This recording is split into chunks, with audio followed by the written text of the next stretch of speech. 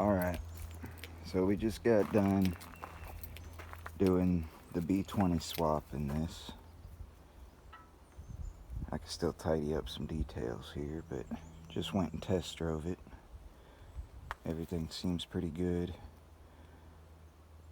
This engine here, the valve seals are leaking a little bit, so it still is burning some oil into the exhaust. But, you know, something I'll get to later with it. But I redid the wheel seals and stuff on the knuckle, or the wheel bearings and stuff on the knuckles for this one. But basically, when I was doing the swap, everybody talks about the rear mount being different for the manual, and when I was looking into the parts I had from the automatic, I manual swapped this one. Looking at the parts compared to the automatic, it really looks about the same.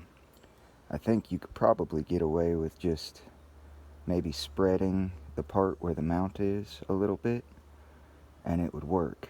You know, I've got the comparison parts over here. Let's see. Well, these are the little mid shaft. All those are the same for the automatic to the manual, so you can use whichever for that, is what I've learned. I know you see videos saying different. I'm not sure if it's just the series. I went from the same series Integra, so, but the axles, one of those is from a CRV, but that axle there, the axles were the same, the mid shafts were the same. The automatic rear mount T-bracket appeared to be the same, really, but it didn't want to go on the rear mount piece as easily, so I used the manual one. But I would say if you were trying to get away cheaper, you could probably make the automatic one work. If you put it in there, if it didn't fit, just spread it out or something, is the way it seemed. But basically, you know, if you're not going turbo or anything yet, radiators are all the same, manifolds are the same. I used the manual harness for all the plugs, you know, for the transmission and things like that. You know, as far as intake manifold, fuel rail, all that stuff is the same. The distributors are the same for the manual conversion if you're going from the same series. You know, this one is a 96. The donor car for the transmission, the manual transmission and all, with the harness and everything, was a 2000. So I used this one as a donor. So my old automatic is down there. Another B18 I need to get rebuilt there. But basically seems to be running and driving good. I did the exhaust with what I had sitting around, and I don't like that O2 sensor mounted where I mounted it, trying to make the bolt flange there work, but I may change that. It sits a little low for my liking, but I still gotta finish up the rear of the exhaust with a muffler. Right now everything's mounted in there, but there's no muffler. I gotta weld something up to come for the rear section here, come out the back. So that's where we're at with that. But other than being loud, it runs and drives. We got interior I used from the donor car. Some pieces I swapped out from the donor car. The shifter and all is mounted. You gotta cut the plate that's underneath there, like a rounded kind of plate under there. You gotta cut that for clearance for the shift linkage. I wasn't sure if I was gonna use the automatic ECU or what, so I spliced the wires for the transmission there accordingly, but I ended up swapping it, the ECU anyway. I think with that you would still have to run another set of wires, I believe, up through the firewall to the transmission if you were going to use the automatic transmission. But I've got the rest of my interior pieces here that I just haven't put in yet. But so far so good. Yeah, this one, when you first start it, I guess cold start seems to idle a little over 1,000, but then as you drive it, it calms down and drops down where it should be. I'm not sure if that's necessarily normal, but I was looking for a vacuum leak and I don't see anything yet, but I'll keep kind of looking and toying with it and all. I gotta get somebody to help me pushing the pedal to bleed that clutch slave cylinder a little better, because it's down there near the floor shifting, but it works. Yeah, but other than the valve seals leaking and burning a little oil there, seems to be running good, pretty good. I kept the B20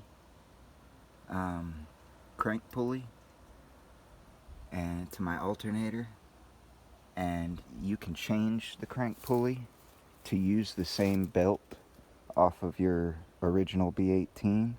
That way you don't have to get a belt, but I just bought a different size belt to make it fit. The B20 crank pulley is a little bigger, so your B18 belt won't quite fit. I don't know, I've heard that it can make the alternator overspeed, kinda. I'm not real sure if that's a fact or not. I figured I'm gonna try it and go with it. I've got another alternator as a backup if I need it later, but you know, I went with that pulley there, so just deleted the AC power steering, you know, figuring what route I was going to eventually go with it. I was thinking turbo, but we'll see if I end up following through with that or not. I've got most all the pieces, I just don't know if I want to do it to this particular motor and car, but I've got another one there I'm thinking about, going to be one of the next projects. Just need to determine if I'm going to get a different engine or use the engine that's in it, or use that B18 over there, rebuild it, what I'm doing. But I got to get a transmission for that CRX, so basically, yeah, so just some little tips as far as, you know, most all the mount stuff. This I think was off the manual, that's got to be changed. You know, I put new mount bushings and whatnot, new mounts. I use that automatic to manual trans mount by Torque Solutions. It seems to work good. And then this one here was the same, And like I said, I think you can get away with using the same back one if you needed to.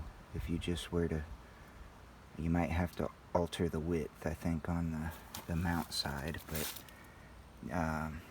same one, same mount on this side with the bracket stuff for AC and all. Change that there, but it's the same mount bracket. But yeah, all the rubber bushings on the bottom front there are the same for the automatic or the manual. Just you'll have to change that one, I believe, to the manual one on the transmission side. But between the axles and that rear mount, I think the axles and all were the same, no issues there. The rear mount might have to be altered a little, but if you were trying to do it on a little more of a budget, you might get away with just using that stuff if it's in good shape from your automatic. The hoses and all are the same. Obviously intake, I just used filter piece I had sitting around here and made that work, but the factory hose to hook up my vacuum and stuff. Everything on the harness is the same basically, except for the transmission side. And as far as the ECU, the transmission side would be the only thing you had to make any wiring adjustments to if you were using the automatic ECU. If they're the same series, same year, being OBD2 or OBD1 or whatever. Got the, all the manual stuff put in here. The master cylinder and reservoir, the pedal assembly and all. Pedal assembly isn't too terrible, but kind of a pain in the butt. But just where you got to get to it, all up under there. But as far as that, you'll have to have the manual pedal conversion. I did all 3 pedals on the assembly from the manual donor car, but you can technically just get the clutch pedal piece and put that in with your automatic 2 pedals, but your clutch pedal is going to sit really close to the brake pedal if you do it that way, instead of being separated like they are. So that's up to you. Again, if you're on a budget trying to do it, you can get away with using the automatic original 2 pedals and putting in the clutch pedal separate. Other than that, fuel system stuff is all the same. Sensors are the same on the engine side. I had one here that when I got the transmission, on that sensor down there on the bottom of the transmission, the wires were broke off, so I had to solder those back onto the sensor. But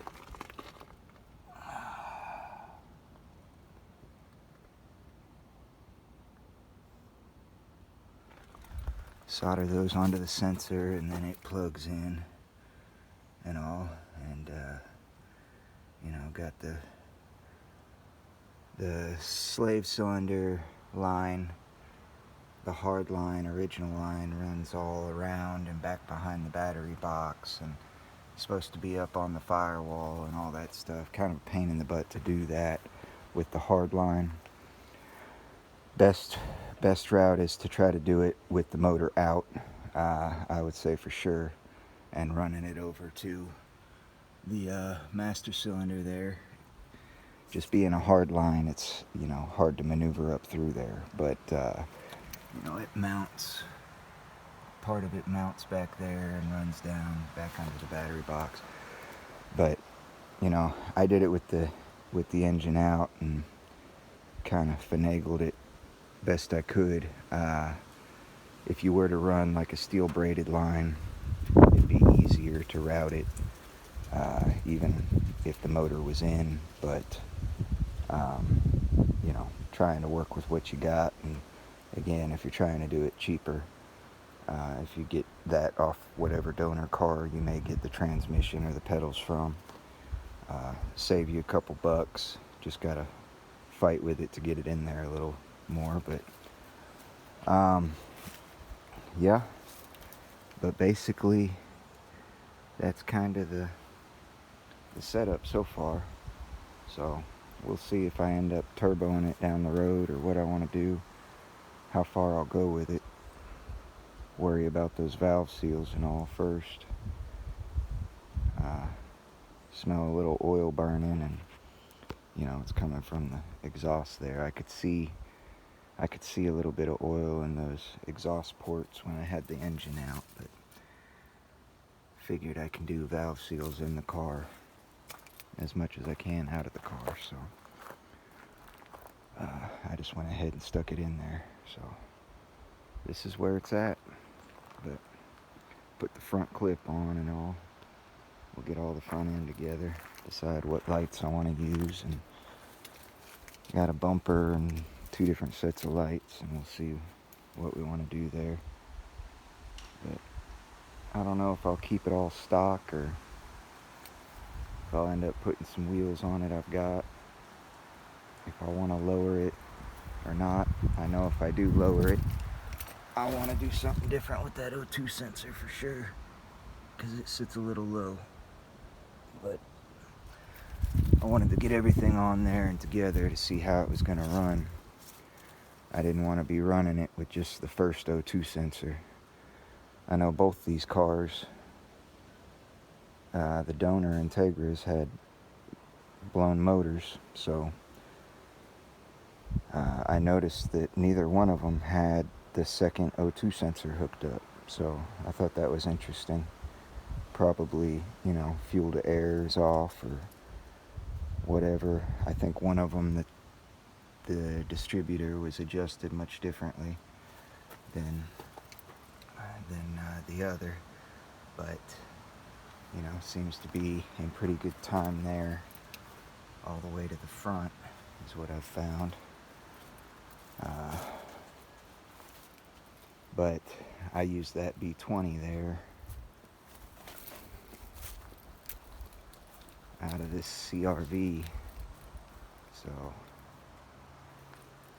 I got that B20b in there, and the CRV needed a transmission, so I figured, had the manual and everything from the donor Integra, had this one, it's street legal, so I went ahead and put that engine with this transmission into this car. So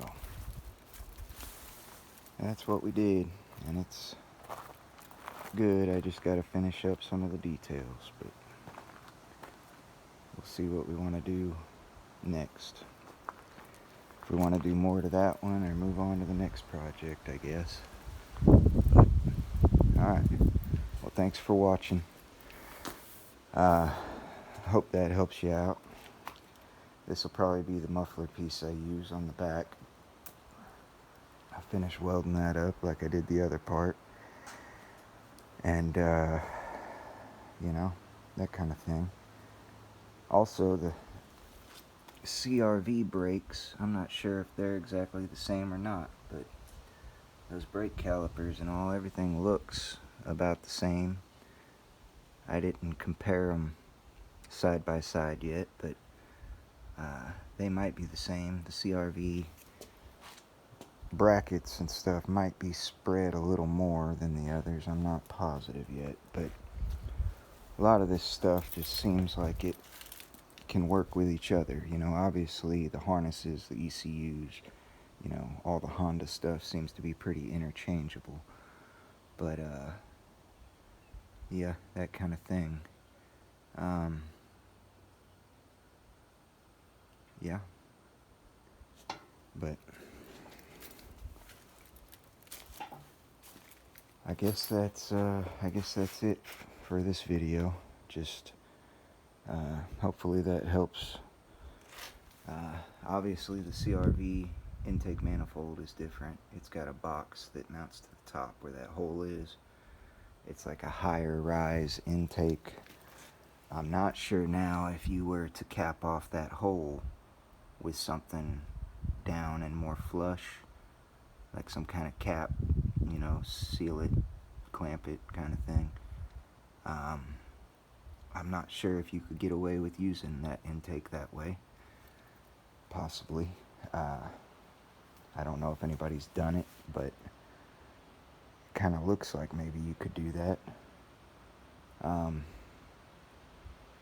Yeah, but just kind of wanted to go over what got done, and that it's finished up, good to go for the most part. But kind of give some things that I noticed if you were doing it yourself that you could look into possibly using some of the same parts to save a couple bucks versus buying everything separately, if you don't have the donor car there right in front of you. You could attempt it with a couple more of the automatic parts, I think, than everybody says. But anyway, yeah, y'all have a good one.